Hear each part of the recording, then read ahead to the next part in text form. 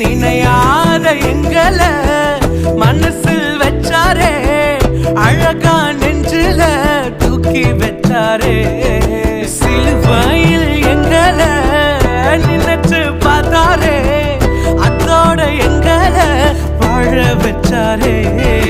எல்லாத்தை இழந்தோம், இப்போ இலக்க